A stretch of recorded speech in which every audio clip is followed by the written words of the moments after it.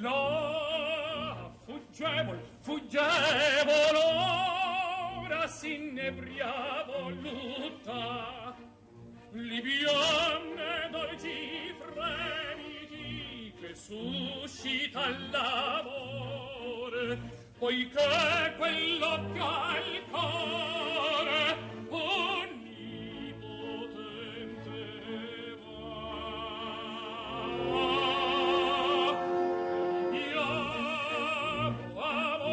Amor fra i calici più caldi baci avrà.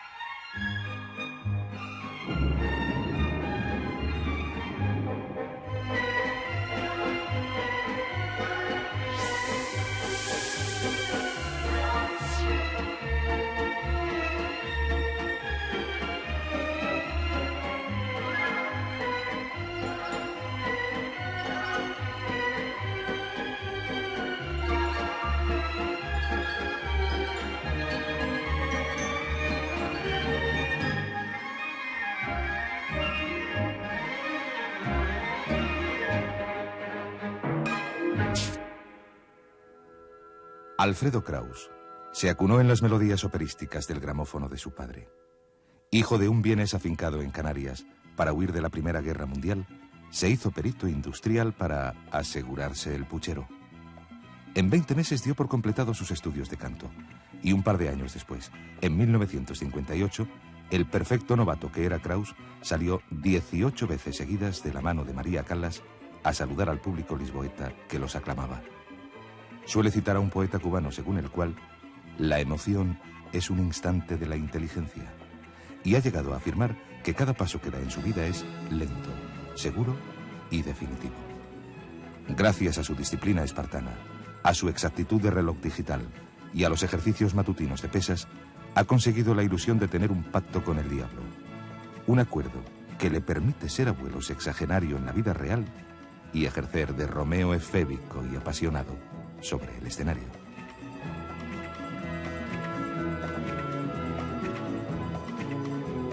Cuando usted empezó sus estudios de canto, sus maestros querían llevarle por una dirección y usted vio muy claro que tenía que irse por el camino del tenor lírico, ¿no? Bueno, o ligero, creo.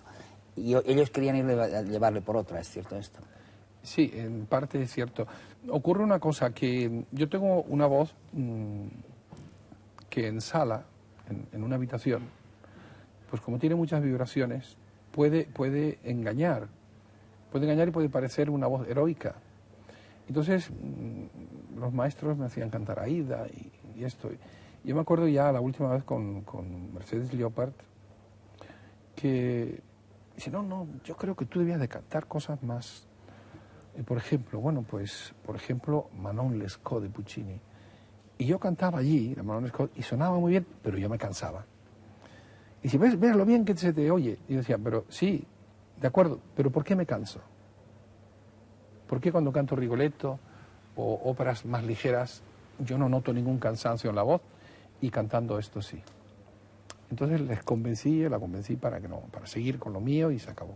¿Cómo se hace para cantar en 1958 un Alfredo magnífico y 20 años después un Edgardo maravilloso en el Liceo de Barcelona?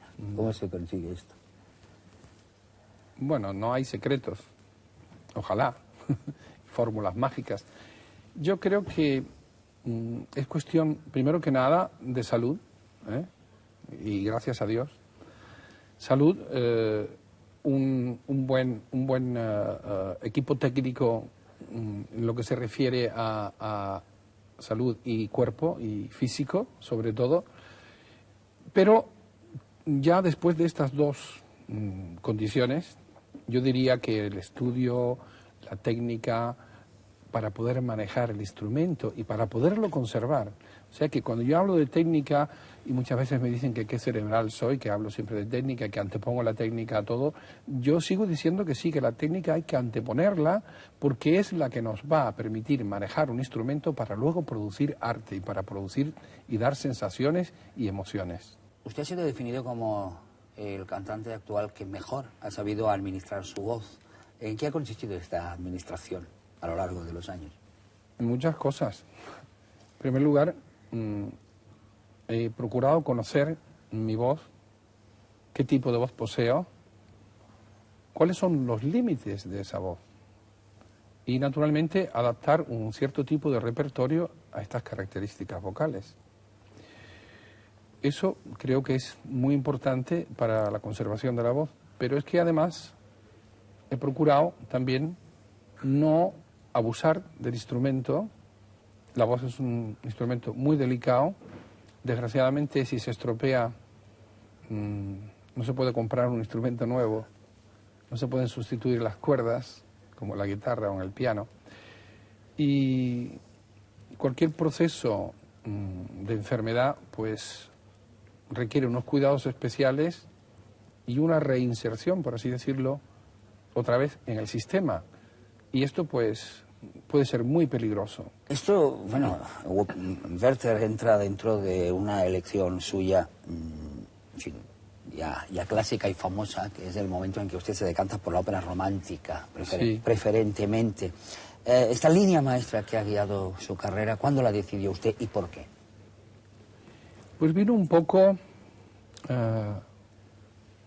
precisamente porque yo cuando cantaba, estudiando, me daba cuenta que ciertas partituras me costaban menos trabajo.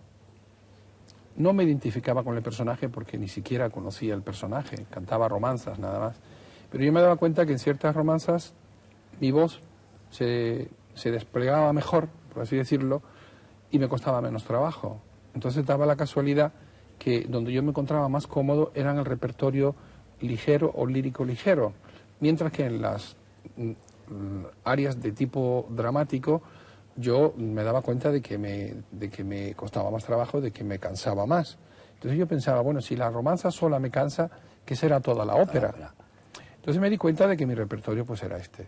Yo empecé pues prácticamente casi de tenor ligero, porque exceptuando Rigoletto, que fue el debut, después pues cantaba La Sonámbula, El Abraverio de Sevilla, el Don Pasquale, el Elisir, todas obras más bien de tipo tenor ligero. Además, cuando usted se decanta por el belcantismo, el belcantismo es un género extremadamente difícil. Yo no sé si será tan fatigado de cantar, pero es muy difícil, ¿no? Bueno, yo es creo una que elección importante. Es importante porque no solamente coincidíamos en lo que eran las características vocales, sino también en la sensibilidad y en el gusto, en la línea de canto. A mí me gustaba más y me encontraba mejor cantando ese tipo de obras, el belcantismo. Aunque yo sostengo y defiendo que todo es belcantismo. Verdi y Puccini también se deben de cantar con belcantismo. En ninguna parte está escrito que porque sea música verista tengamos que chillar y quedarnos sin voz dando gritos en el escenario. Pero creo además que usted es uno de los pocos que puede hacer un doble agudo. ¿Y que eso le trajo algún problema con algún director de orquesta en Nueva York, que él no permitía que usted pusiera el sobreagudo? ¿Es eso cierto? Sí, bueno, esto fue en una ocasión que yo cantaba el Elisir d'Amore con Renata Scotto precisamente, y hay un dúo con la soprano que si los protagonistas, tanto soprano como el tenor, deciden de darlo, pues se da, porque el dúo termina con más brillantez, como es lógico. Y entonces, en el ensayo, atacamos por instinto, además con Scotto y yo hemos estudiado juntos y hemos cantado prácticamente todo mi repertorio junto con ella. Y atacamos instintivamente el do sobreagudo. Y entonces el maestro me dice, no, usted no, me dice a mí. Digo, yo no. ¿Por qué? ¿Por qué no? Digo, no, mire, a mí eso no, porque no me vale. Usted deme una razón musical, lógica, y entonces yo... No, es que no quiero que lo cante. Digo, no, lo voy a cantar porque... no están escritos, ni para la soprano ni para el tenor. Ahora, que usted discrimine que el soprano lo haga y el tenor no, no le veo la razón. Si usted me da una justificación, entonces yo la acepto, pero mientras no me la dé, no. Entonces me dijo, no, es que yo no puedo sentar ese precedente. Digo, ¿qué precedente? Ah, porque luego vienen otros tenores que no tienen el do. Y bueno, pues allá cada uno lo canta, su problema, cada uno ¿no? lo canta con la voz que tiene y con sus posibilidades. Usted en alguna ocasión ha declarado que después de Toscanini la orquesta se ha vuelto como más salvaje, sí, bueno, y ha ido un poco en detrimento de las voces. ¿Es eso cierto? Yo tengo mis ideas personales, claro. Yo las digo y a la gente le puede parecer bien o le puede parecer mal o estar de acuerdo o no estarlo. Yo creo que sí, yo creo que Toscanini, sin dejar de ser un gran maestro, no le hizo ningún favor a la ópera, porque creó la gran orquesta que, no cabe duda, ha creado una barrera pero auténtica entre el escenario y el patio de butacas, sobre todo, porque ya la zona alta se salva porque la voz sube, y ya subiendo pues llega completamente definida y separada de la orquesta. Pero a nivel raso, así de frente, no cabe duda que la orquesta crea un campo ahí en medio. ¿Usted preferiría un terreno más íntimo? Sí, para acercarse más al público. Sobre todo en un cierto tipo de ópera. Es que además antiguamente no solamente la orquesta era más pequeña y estaba metida debajo del escenario, sino que el escenario ocupaba todo lo que hoy es el foso de la orquesta y estaba casi metido en medio de la sala. Entonces el cantante se plantificaba allí y cantaba, y la voz se oía que era una maravilla. Entonces se explica por qué Gayarre cantaba Pescadores de Perlas y cantaba Hugonotes y cantaba Aída. Y cantaba, ¿qué ópera era? Lucia. Pero Lucia sí le iba bien, pero es que cantaba lo que hoy yo no puedo hacer, porque es que la orquesta se me echa encima. Usted en 1958 se encuentra cantando en Lisboa con un fenómeno musical como es María Callas, ¿no? Y bueno, en ese momento usted todavía no era el gran tenor conocido. ¿Cómo fue ese encuentro? Supongo que sería como un sueño, ¿no? Yo me encontré con María Callas sorpresa porque yo estaba acostumbrado a los escándalos que los periódicos decían que eran habituales en María Callas. Y yo me encontré con una mujer, sobre todo, muy responsable, muy profesional, que asistió desde el primer ensayo al último, que admitió y recibió los consejos, las advertencias de los maestros, tanto de escena como de dirección de orquesta. Entonces se concertaban las óperas, cosa que haya desaparecido, y se aprendía una barbaridad con estos viejos maestros que se lo sabían todo sobre el teatro, sobre la voz y sobre el escenario. Y yo la miraba y digo, parece mentira esta mujer, la fama que tiene y que no responde a la realidad. En cuanto a ser famosa, sí, pero era una profesional más. Y luego, claro, llegó el día del debut y yo pues hice de tripas corazón, o como se diga, y salí a cantar, a darlas todas, porque claro, me he dado cuenta a través de los años de carrera que cuando he tenido a mi lado a alguien, por lo menos de mi categoría, y si puede ser mejor, yo cantaba mejor. O sea, hay un espíritu de superación, eso sí que no cabe duda. Entonces pues yo salí a darlas todas, canté mi romanza, que además es una romanza poco conocida, son de las de impacto, y el teatro se vino abajo. Un aplauso y un éxito impresionante. Y yo, pues me agradó mucho la cosa, como es natural, pero yo decía, esta mujer ahora, a lo mejor no le va a gustar que yo haya tenido este éxito.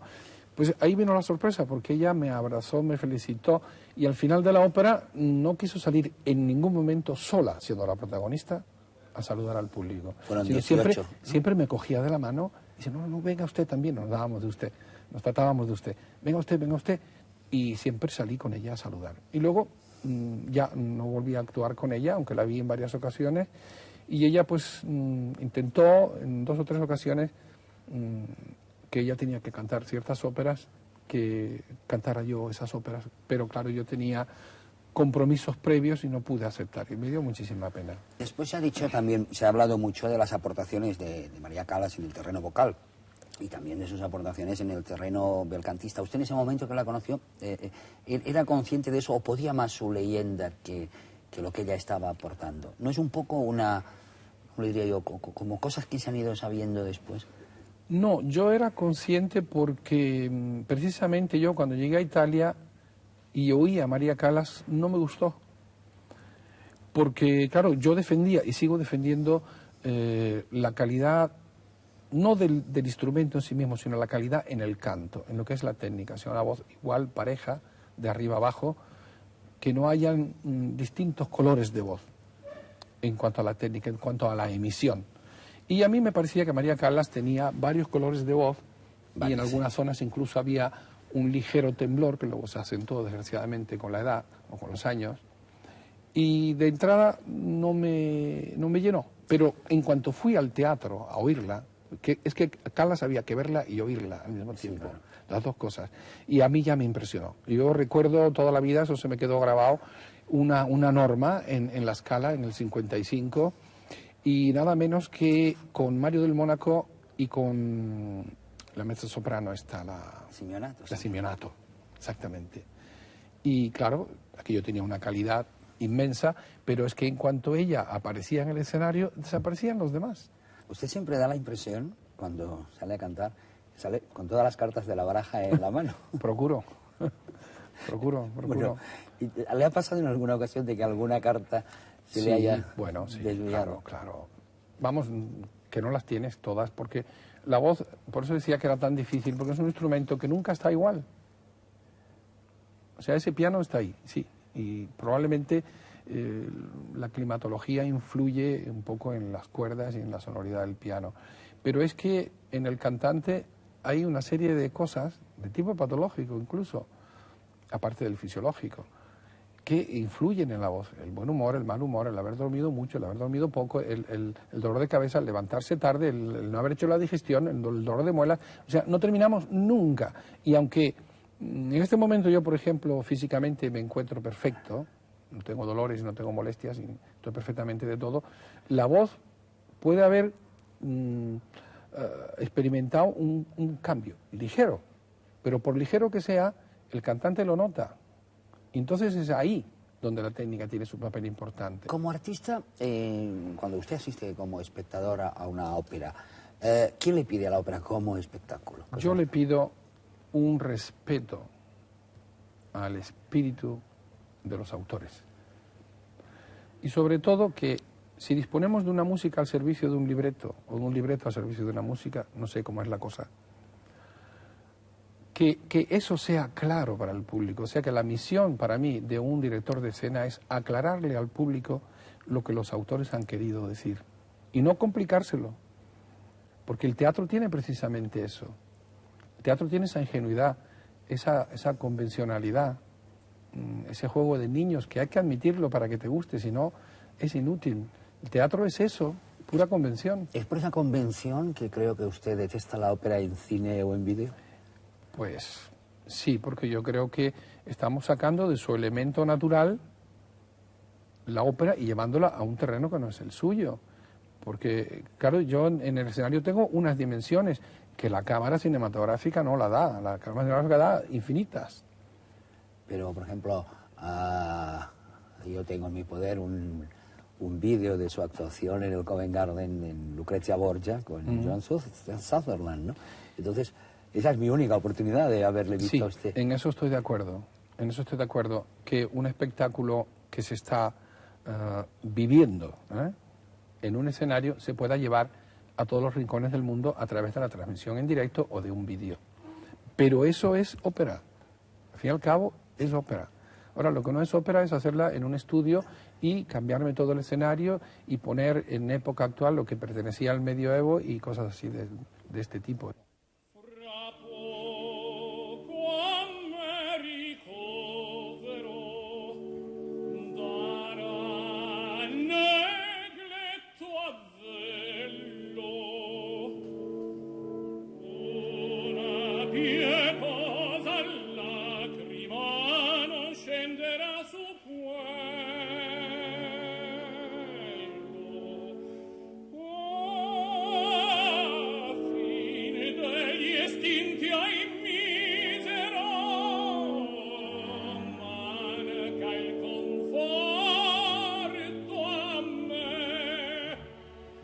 Tu pur dimentica quel marmo dispregiato, mai non passar, Dio Barbara,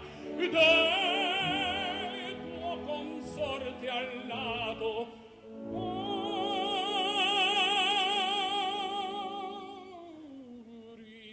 Rispetto al melle ceneri di chi moria per te, rispetto al melle ceneri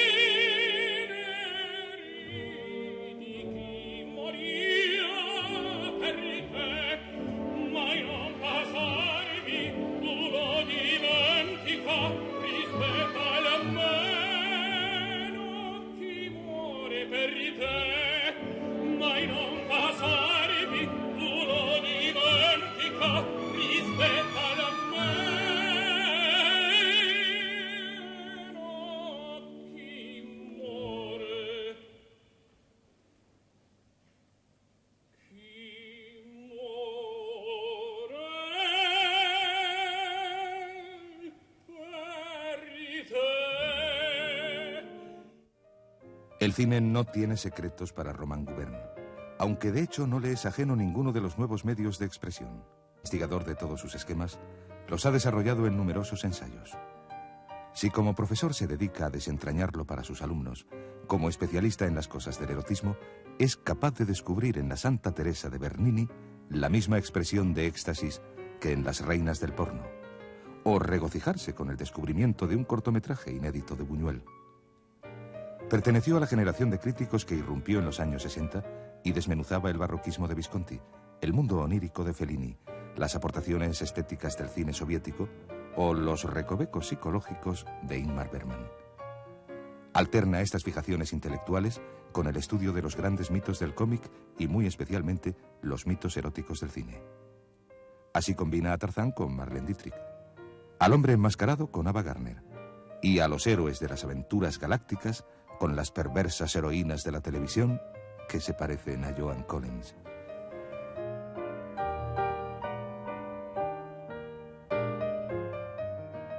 ¿Cuál era la magia peculiar del cine? El cine es un fantasma en donde permite soñar despierto. Es decir, que las películas, en el fondo, son sueños sobre pantalla. Sueños y más que sueños. Hay una historia famosa cuando en la Rusia de los zares, se empezó a exhibir en barracas ambulantes los cines. En un pueblo, en una ciudad, los campesinos quemaron la pantalla, quemaron la sala, porque decían que era magia negra, porque el zar aparecía en pantalla, ¿no? De modo que, efectivamente, el cine ofrece una duplicación del mundo onírico, del mundo de los sueños, con tal fuerza que a veces llega a tener más fuerza que la realidad. Y, evidentemente, hay gente que queda anclada en esos ensueños eróticos, románticos, aventureros, y la gente prefiere vivir en los trópicos, en Bagdad, en el Far West, más que en el prosaico asfalto de cada día. Yo, particularmente, sí. Yo también. Y yo te confieso que mi afición al cine empezó así. Yo empecé a ir al cine de niño porque en la España de posguerra, que tú conociste también como yo, que era muy ingrata, muy sórdida, muy sucia, muy fea, prefería estar 4 horas volando por Bagdad o por el Far West o por Texas o por Alaska antes que salir al absurdo asfalto lleno de curas, de mendigos, de suciedad, que era la España de posguerra. ¿Puede haber recuperado esta magia la televisión? ¿Ha llegado a alcanzarla? Bueno, para mucha gente sí, efectivamente, los telefilms serían una prueba de ello. Hay gente que sigue los telefilms con una voracidad, realmente una adicción casi patológica. Pero yo creo que la crisis del cine está muy ligada a un aspecto que te concierne a este programa. Es el tema de las estrellas. Hubo una época en que las estrellas las fabricaba fundamentalmente el cine. Cuando el cine entró en crisis industrial y sociológica, la función mitogénica de estelar la heredó, se transfirió a la televisión, al mundo de la música pop y al mundo del deporte, que son hoy día las 3 canteras mitogénicas fundamentales. Con lo cual, hoy día tenemos grandes actrices y actores, Robert Redford, Jane Fonda, quien tú me digas, grandes actores y actrices, pero que no tienen ese carisma personal, esa divinización que tenían las grandes actrices como actores como Greta Garbo, Claire Gable, Gary Cooper, etcétera, etcétera. Una de tus especialidades es el erotismo. También, Yo también. creo que tú Llevo esa mochila también. Se dice de los catalanes que pueden encontrar pan debajo de las piedras. Yo creo que tú encuentras erotismo debajo de una piedra también. Te has ocupado del erotismo en el TVO, te has ocupado del erotismo en el cine mucho, además. El erotismo en el TVO, por ejemplo. Sí. Ha dado el TVO mitos eróticos importantes, el cómic. Bueno, por ejemplo, Valentina, de Guido Crepax, por citarte un ejemplo bien conocido, realmente el erotismo en el cómic se hace manifiesto y ya desinhibido a partir de los años 60, cuando en Europa, en Francia, aparecen heroínas como Barbarella, como Jodelle, como Pravda, etc. Y en Italia personajes como Valentina, de Guido Crepax, inspirado, por cierto, en una estrella de cine, en Louis Brooks, con ese flequillo que tenía, ¿no? Pero antes de eso, cuando los cómics estaban sometidos a más represión, a veces de una forma casi clandestina, subrepticia, aparecían, por ejemplo, te voy a decir una imagen, una viñeta que recuerdo de Mandrake, de Merlín, el mago Merlín. Por ejemplo, Merlín hacía que una chica se diese la vuelta patas para arriba. Y claro, a las vueltas patas arriba, ¿qué pasaba? Que la falda caía para abajo. Esas cosas que fugazmente las veías en una viñeta era el erotismo de nuestra infancia. En esa época, efectivamente, el erotismo atisbado de una forma casi intersticial, si me permites. En una época en que, en fin, el que quiere encontrar pornografía la puede encontrar sin grandes dificultades, ¿este tipo de erotismo qué papel crees tú que ocupa? El erotismo, una de sus funciones es la de proponer una falsa solución a un problema real. Es decir, que en vez de crear relaciones interpersonales satisfactorias, crea sucedáneos fantasmáticos, en pantalla, en papel, que suplen esas carencias de la vida real. ¿Cuál sería el itinerario del erotismo cinematográfico desde aquellas películas mudas del beso hasta... hasta las últimas explosiones de los últimos años? Bueno, eso sí que es realmente un trayecto muy complicado. Me lo pones muy difícil. Pero en fin, voy a intentar ser sintético y telegráfico. Yo pienso que el erotismo, el cine nacía con vocación voyeur. La prueba es que en el cine mudo primitivo aparecen películas en que se ve un ojo de cerradura y se ve lo que se puede ver a través de ese ojo. No lo que se puede ver, lo que permitía la época ver. Es decir, que aparece una chica en que se quita algunas prendas y naturalmente queda en combinación, porque no podía quedar más con menos ropa. Pero efectivamente el cine nace ya con vocación voyeur, es un aparato que dice, escópico, para espiar, para ver vidas ajenas, ¿no? Lo que ocurre es que la permisividad va variando y las zonas de anatomía pues, van variando, y hay películas famosas como Éxtasis con Eddie Lamar, que se baña desnuda en el lago atisbada fugazmente entre las ramas. Aparece Hilda, que se quita el guante, y en España, en país reprimido bajo la dictadura franquista, nos decían, no, se quita el guante y se quita el traje, pero la censura no lo permite. Mentira, en fin. Es decir, que realmente no solo el cuerpo, la mirada. Tú has tenido aquí a una actriz que en Hollywood llamaban la mirada. A Lauren Bacall. The look, ¿eh? Efectivamente, porque yo pienso que difícilmente se consigue más erotismo que con las miradas. Hay miradas famosas, los ojos de Lauren Bacall, por ejemplo. Pero una cosa que acabas de decir que es importante, o sea, el erotismo en el cine sí. Convierte al espectador en un mirón, en un voyeur, en un pasivo. El estatuto del espectador de cine es necesariamente el estatuto de un voyeur, que pasivamente atisba y espía vidas ajenas, incluyendo, por supuesto, con mucha frecuencia, escenas de alcoba, escenas tórridas, en donde otros se aman. Y, evidentemente, el mecanismo de identificación del espectador le permite coparticipar afectivamente en ese ensueño y hacerse la ilusión de que está haciendo el amor con quien tú me digas. Con Lauren Bacall, lo hemos dicho ahora, con John Collins, con María Montez en nuestra infancia, con quien fuere. Yo he hecho el amor con María Montez en ensueños, naturalmente. Enhorabuena, ¿eh? ¿Pero estaba ya muerta o estaba viva? Estaba viva, pero para mí su presencia en luz, en la pantalla, era fantasmática. Era un doble que era casi táctil. Porque realmente la imagen en color lo que aporta al cine es una tactilidad que no tiene el blanco y negro. Esa tactilidad la puedes fantasear y, evidentemente, entonces ya es el goce pleno. O sea, vivir dentro de la sala, ¿no?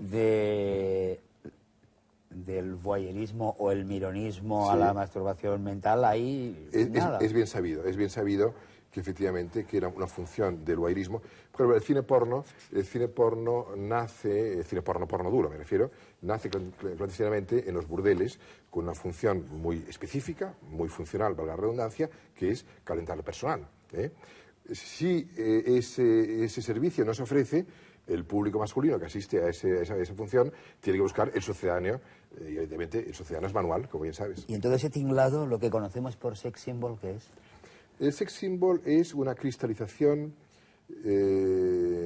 simbólica que resume y condensa y sublima deseos reprimidos del público. Es decir, de alguna forma, el sex symbol aglutina y cristaliza esa masa de deseos latentes en la multitud y realmente los formula a través de un cuerpo, de una presencia, de una imagen, de una cara, de una mirada, de un peinado. Peinado Verónica Lake, por ejemplo, el peinado de Verónica Lake, ese peinado tapando la mitad de la cara introducía un elemento de misterio, es decir, ese rostro velado, como Marlene Dietrich, me voy a explicar de Marlene Dietrich, ella se cubría la cara con velos, por ejemplo, ¿no? Ese velo que hoy día, helas, está de moda en algunos países debido al revival islámico, coránico, pues efectivamente tiene su gracia y qué duda cabe que el erotismo del velo es importante porque oculta algo y permite fantasear y especular sobre qué hay detrás del velo, ¿no?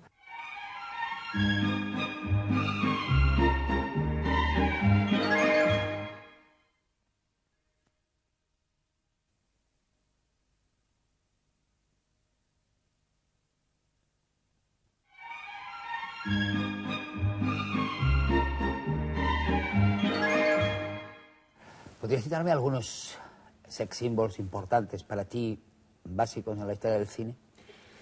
Realmente es una pregunta muy comprometida porque hay tantos y tan diversos que es un apuro que me pones, ¿no?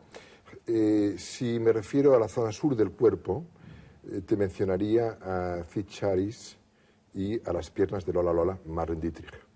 Si te refieres a la zona norte del cuerpo, citaría a Greta Garbo, a Louise Brooks y a Rita Hayworth. En el momento presente, ¿hay en el mundo del cine sex symbols a la altura de esos grandes del pasado que tú dices? Yo sospecho que no, porque incluso cuando tenemos personajes físicamente muy atractivos, como Brooke Shields, que realmente es perfecta físicamente, les falta estas vibraciones, esta calidez que tenían esos grandes mitos carismáticos de otras épocas. No, yo creo que creo que hoy día no podemos hablar realmente de grandes mitos eróticos. Tal vez es verdad que somos espectadores ya maduritos y por conseguir hemos ya visto mucho cine y hay un cierto desgaste de la apreciación, ¿no? Y no podía ser también, por ejemplo, de que muchos de estos sex symbols llegaron a considerarse como tal porque estaba todo ese lanzamiento publicitario promovido por los grandes estudios que ahora ya no existe. Te quiero decir que unas tetas promovidas a través del departamento de la Metro Goldwyn Mayer llegaban más que unas de ahora así esporádicas. Edgar Morin en su libro sobre las estrellas lo dice.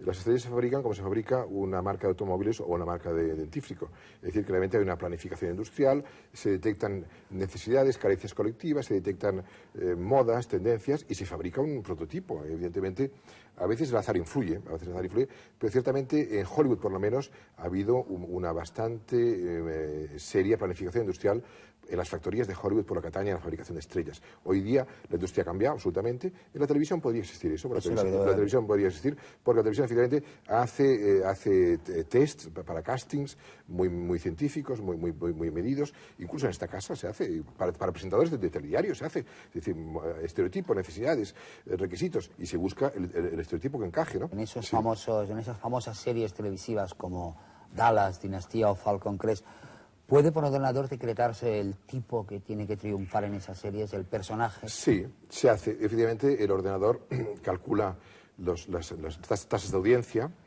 y con tasas de audiencia se estiman qué es lo que a la gente le gusta o no le gusta, o con encuestas.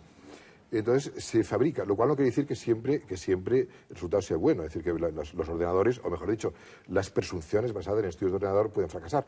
Pero efectivamente, hoy día la industria cultural, la industria de Hollywood y las industrias en general del ocio están planificadas a partir de operaciones muy científicas de marketing y de estudio de mercado, ¿no? En ese aspecto, los mitos son un poco de plástico, son un poco falsos, ¿no? Y vemos películas de día que te das cuenta que están programados con gran perfección, pero sin alma, y perdona la metafísica, sin alma, ¿por qué? Porque están programadas de acuerdo con necesidades puramente mercantiles, puramente de mercado. Por ejemplo, nuestra invitada de hoy, ¿no? Sí. La ya mítica Joan Collins, ella estuvo en Hollywood, hizo bastantes películas. Ella es inglesa, como sabes tú. Sí, es inglesa. Londinense. Estuvo en Hollywood, hizo varias películas para la 20th Fox, pero no triunfó. Sí. Y tuvo que esperar bastantes años para triunfar en un culebrón como Dinastía. Efectivamente. ¿A qué atribuyes tú que una persona que en un medio como el cine no ha tenido el éxito que se esperaba, después llegue a la televisión y arrase, como ha arrasado esa mujer? Bueno, yo debo decirte que a Joan Collins la recuerdo con verdadero amor en la revelación que fue para mí. Sí, sí, tú y yo sí, pero Tierra de Faraones. las taquillas no. Sí, efectivamente. Y yo de Tierra de Faraones me he olvidado de que William Ford era el guionista y me acuerdo de ella. Pero probablemente ella triunfaba en la pequeña pantalla porque el serial, la teleserie, es una puesta al día del modelo del folletín decimonónico, que a su vez remite y se remonta al invento de Sherezade, del cuento por entregas, el Sherezade de Mil y una noches.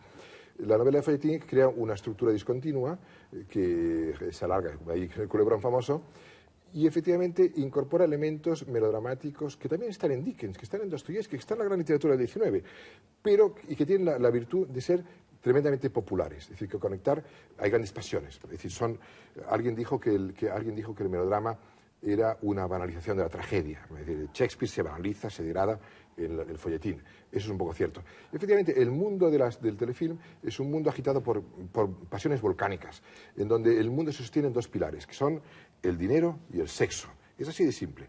Evidentemente, esos personajes como Alexis, por citar a tu invitada, son personajes, claro, que fascinan, es el colmo de la maldad, es la perversión sin límites. Y ya en las seriales de radio se demostró que el público femenino, que era especialmente adicto a este tipo de seriales, se identificaba con la heroína, pero a la vez también, de alguna forma, con la perversa mujer fatal que le fascinaba y de alguna forma constituía un arquetipo prohibido pero deseado. La sociedad actual se mantiene en buena medida porque exorcizamos nuestras pulsiones a través de la identificación y proyección con los buenos y malvados de las películas. Alexis es el modelo perfecto para compenetrarnos con el principio de destrucción, con ese principio que Freud denunció de destrucción.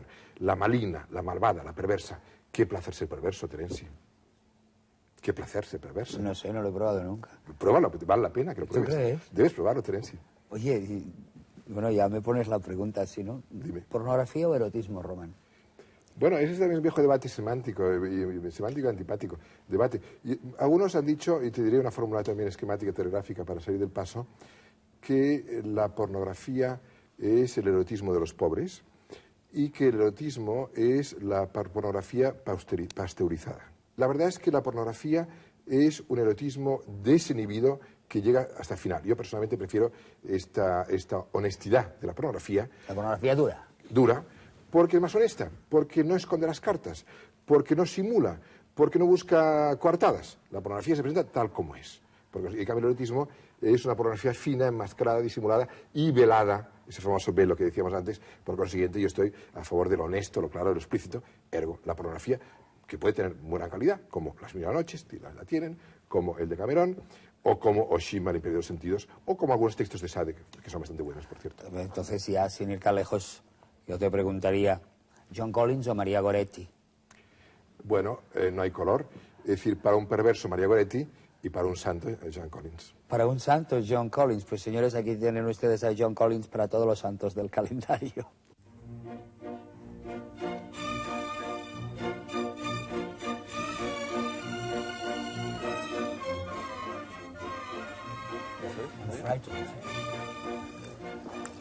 Corre. Corre. Muy bien. Muy bien. Me parece cuando queráis. Terenzi. It's right, Terenzi. Terenzi. It's Terence. Terence. Yes, of I course, call you like, Terence. It's Terence, it's Terence. Terry. Terry. Yes, I adore it. Terry. I like it very much. It's all right for sound? ¿Va bien para el sonido? Pregunta John. If I talk like this, it's all right for sound? Sí, sí. Sí, sí. Viviamo negli lieti calici che la bellezza infiora e là fuggevol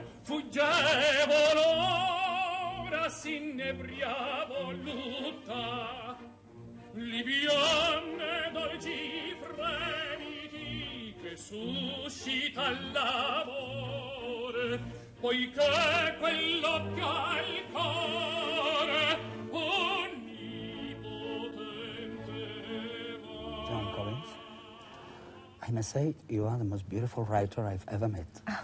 Thank you. Really? Thank you so much. I enjoy being a writer. Are you? Oh. We'll talk about it after because your book is now on the booksellers in Spain, and everybody's talking about it, so we must talk about it. But I've heard that you hate to be asked about that character in Dynasty, that Alexis. No, not at all. Where did you hear this? I've read somewhere. No, you must never, ever believe what you read in the magazines and newspapers, because it's all wrong. All wrong? Whatever it's so A lot of it is wrong, yes. So... No, I like talking about Alexis. She's an interesting character. But what I don't really like is when I'm always asked the question, what is the difference between you and Alexis? Are you like Alexis? You know, that sort of thing. It's a character. I'm an actress. I play a woman who is different from me, but looks very similar. She looks very similar, but I hope you are not exactly Alexis. I hope not, no. Well, but you know, my problem, Joan, is that I felt in love with you much before Alexis. Oh, really? Yeah. You were a bitchy Egyptian princess. A baby bitchy Egyptian princess, yes, that. This one, and you were buried in the pyramids. Yes. This was your first American film, I think. Yes, it was. And how did you feel, for a young British actress as you were, to be in your first American movie? Well, such a big project. It was quite terrifying because I was only 20 and I'd been doing films in England for about 4 years, always playing the same kind of little girl, lost in one way or another. And it was directed by Howard Hawks, as you know, was one of the most grand directors, and he didn't like my voice. He taught my voice because I used to talk like this in a very high little voice. I was very young. Yeah. And he wanted me to do what he had apparently done with Lauren Bacall and a woman called Elizabeth Scott, which is to go onto the roof of the studio every day and scream so I would break my voice and make it deeper. But I didn't want to do that. But so I just tried to pitch it lower. Before that, it's true, you were in British films, and I think you were called Britain's bad girl. Why? Yes. Well, you see, the definitive thing that they think of with a British woman is blue eyes, blonde hair, very sweet. And I wasn't like that. I was dark. I had black hair, dark, long. And I looked kind of curvaceous. And they didn't quite know what to do with me, the studio that I was under contract with, the J. Arthur Rank organization. So the newspapers dubbed me Britain's bad girl, and then they dubbed me something like the coffee bar Jezebel and the pouting panther. I had all these names. It's quite funny. You were in Hollywood at 20. Yes. And well, I imagine it would be quite a shock for a girl of 20 to be with those Olmo goals and all that. Yes, it was quite a shock. It was very different from England. I mean, England, it was in the mid sort of 1955, 56, and we still had rationing, you know, for meat and sugar and sweets, chocolate. Couldn't get that. So America was the land of plenty, and also color television, all hot dogs, hamburgers, milkshakes, glamour, as they say. There was certainly a lot of glamour then. Not anymore. Did they change you very much when you were there? They tried to change me, yes. I was what is known as a beatnik. What's a beatnik? A beatnik is a bohemian student type. I wore jeans, I wore black polo neck, I wore a lot of... I used to think I looked a bit like Juliette Greco, so I had black around the eyes, and I had fringe that came to here, so you couldn't see my eyes, and long black hair, rather untidy.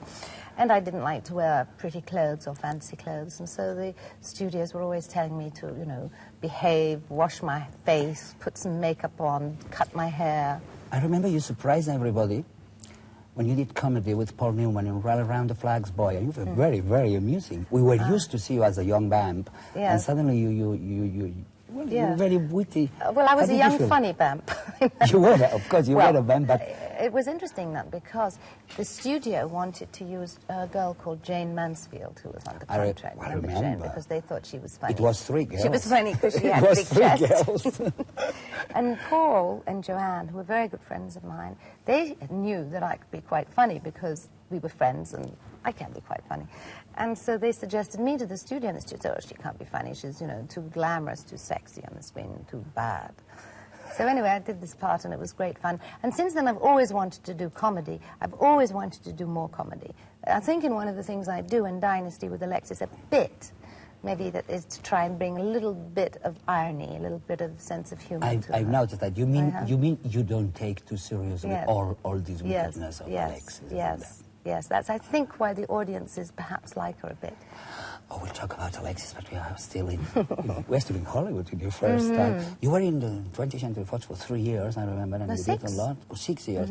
And you did, I think you were a Mexican girl in De Bravados with That's Gregory right, Peck, I yes. remember. And you were with Bette Davis in The Virgin Queen. How was working with Bette Davis? Absolutely terrifying. Terrifying. in Terrifying. sense. Well, first of all, she was playing rather a terrifying character, which is Queen Elizabeth I. And she had her head, she had shaved her head. She wore this red wig. She wasn't exactly keen on pretty young actresses. She didn't like them too much. So I don't really think that, apart from our scenes together, that we spoke off the set at all. She didn't, I think that she was jealous of me in the film because I was having an affair with Sir Walter Raleigh, who she was in love with. And I think she a bit carried that over into real life, but I was just a nervous wreck. I just kept away from, oh my God, she's coming on the set, let me hide. What about when you became a nun? Oh, when I became a Shipwrecked nun. with Richard Burton Yes, in that was... Sea Wife. Yes. Well, that was an interesting film because, you know, originally Roberto Rossellini was supposed to direct that. And he wanted to have the young nun, because I was a novice nun, I'd not yet been ordained, have a romance with the character played by Richard Burton. But when 20th Century Fox read this script in which they kiss, it was too shocking for all of the church in America and all over the world, and they said to Rossellini, no, you cannot have the love scene. And Rossellini said, if I cannot have the love scene, then I will not do the film. So they said, that's it, so impasse. So Rossellini walked off the film, and somebody was brought in to direct it, somebody who'd never directed before, somebody who was the production manager. So it wasn't exactly as good as it could have been. But I think it's quite a fun film, actually. I see that film sometimes. I think it's one of the early films I've ever done without makeup. Rather curious. It is. And in those years in Hollywood, what did you learn? Oh, I think I learned a lot. The girl who went there. I think I learned a great deal. I think that I did my growing up in Hollywood. I think I learned my craft. I think I learned how to work with the camera, how to work with other actresses and actors, how to make a deal, how to survive. I think I learned how to survive. Should be difficult. I didn't take it too seriously. I saw too many people who were just so anxious to become stars, so anxious to get to the top and stay there, which is impossible anyway, that they were drinking, drugging, womanizing, worried about whether they were getting older. And I just thought, life's too short for this, you know. So when it ended in Hollywood, I thought, I think it's time for me to get married now and have some children. I was 27, and I thought, yes, I think I need to have some babies before it's too late. I imagine I shouldn't ask you what's your idea of marriage, because there's been 4. I know, it's because I like being married, obviously. Really? And I don't put up with men when they behave badly. So I think better we go back to Hollywood. Exactly. Because you said me that you don't like to talk about your private life, which is your right. I imagine. Exactly. Yes. So when you were in Hollywood, that was the end of the studios era. Exactly. Wasn't that? You went to Italy and you did, well, a very virtuous lady from the Bible, Esther the Queen. Oh, Esther, yes, who saved the Jews. Who saved the Jews. That was done in Rome in the 60s. And then your career had some ups and downs. Some films A lot of downs. A lot of downs. And suddenly you came with that TV serial, Dynasty, and it looked like if you went back to Hollywood with a revenge. Oh, no. So successful. I don't believe in revenge. I'll save that for my characters. It was interesting, Dynasty, because I had been working as an actress now for many years, and I had considered that as an actress, I was successful because I was making enough money to make a living. People knew who I wasn't doing huge parts, I wasn't above the title, but I didn't care about that because it wasn't important. The main thing was to be happy, to have my children, to live a nice life. So when I was offered Dynasty, I was already back on the stage in England, in London, in the West End, which is where I like to be, and doing plays. And I thought, this is back to full circle. I want to be on stage now. I know I've no more films. So when they said Dynasty, and I'd never heard of it, I said, okay, well, that'll be, 6 months. I'll go there. It'll be nice for Katie, go into the sun. I had no idea at all that 7.5 years later I would still be there, still playing the same character, and no idea about how popular it would become. That's what I wanted to ask. If in that very moment could you guess that the character, which is not nice at all, who can be even very, very, how you call? Bitchy. Well, that's the word. Could you imagine that it would be so successful? I have very good instincts about things, and an instinct told me that it possibly could, because the previous year I'd been watching Dallas, and I thought, I wouldn't mind doing a character like a sort of JR, like a sort of female JR. I thought, but here I am, I'm an actress in the theatre in England, they're never going to ask me to do anything like that. And then when it took off, when I saw that I had some good lines and good situations, then I also wanted to make it very special in the way I was dressed. Because all the actresses then, we're talking 1981, all were dressed very, just trousers and plain shirts and very American, but very laid back. And I said I wanted to wear big shoulders and furs and hats and gloves and jewels. Like the movies of the 30s, yes. actually. Yes, I thought, make this character different. Yeah, and so that's what I did. And then it became a sort of Lady Macbeth in the whole saga. Yes. You take in your book, Springtime, the main character, Chloe, goes to Hollywood looking anxiously for a TV series which is called Saga. Yes. And the character called Miranda Hamilton. Yes. Which is as wicked as Alexis could be. Well, is there any part of you in this character? I spoke to many friends who are writers, and I said, this character is coming out like me, I mean, what am I don't mean it to be me. I meant it to be more like Shirley Bassey. Then it's coming out like me.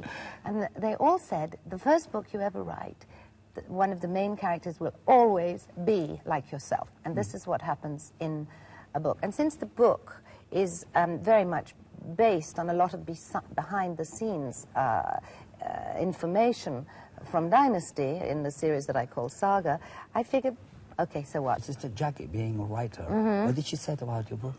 Well, she hasn't read it yet. She hasn't? No. No, why?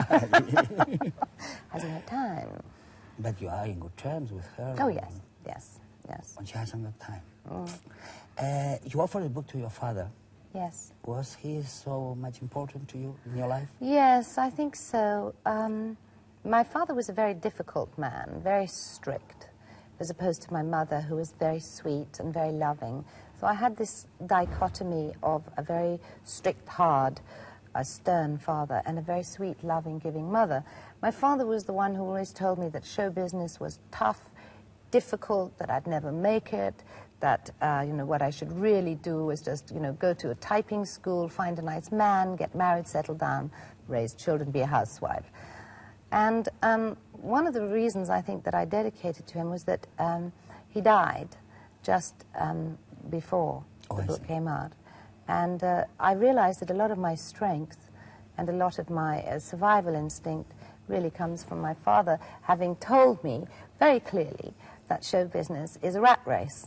It is? And, yeah. Oh, no, it is. You're in show business, aren't you? Well, I don't know. I am just behind the scenes, I would say. Oh. If you had to find a name for John Collins.